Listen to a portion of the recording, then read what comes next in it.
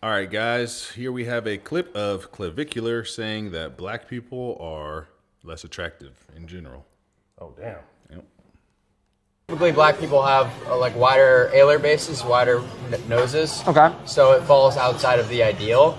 So that can be considered like a racist. Interesting. Okay. You don't think there's like black male models that you deem like, oh yeah, these guys mog? Well, obviously, but I'm, That's what I'm saying. You answered your question, obviously, right?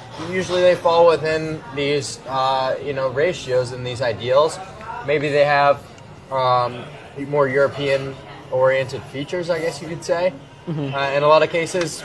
And, it's typically not the skin color. It's more about just like the facial ratios and skull development. Yeah. What? And what? Oh, yeah, I mean, maybe for America that's valid, but definitely not worldwide. Yeah, I would say this is the problem with like looks maxing right now is just completely centered around like eugenics and a white, basically, or European beauty standard. Yeah.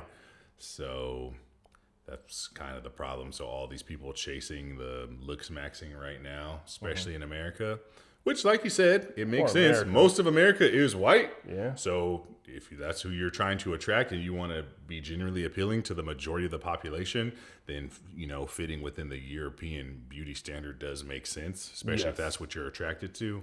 But that's just ridiculous to say that there's the ideals. So there's no general ideal with looks and beauty. I think there are certain features that are deemed generally attractive, but those are more centered around sexual dimorphism.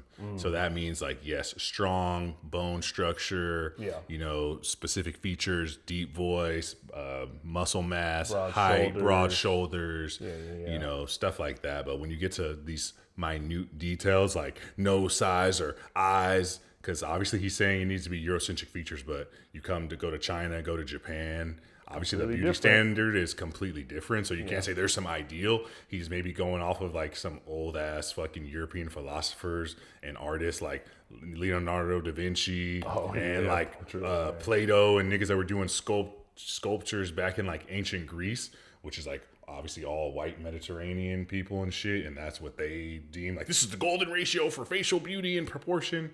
So it's just a little bit ridiculous. But like you said, if we're just speaking in terms of America, obviously Western media, American media, then yes, Eurocentric. White is right in America. Is right in America in terms of unfortunately, that's what it is. But, Eurocentric beauty. But yeah, if we're talking the whole world, there's so many different beauty standards, right? You go to Africa, it's going to be different. You go to Southeast Asia, it's going to be slightly different. So yeah, there's a lot of nuance there and different subtleties for beauty standards. There's no one worldwide idea. Yes, but there just are a few key components like, just having a masculine looking face, having some, general proportions.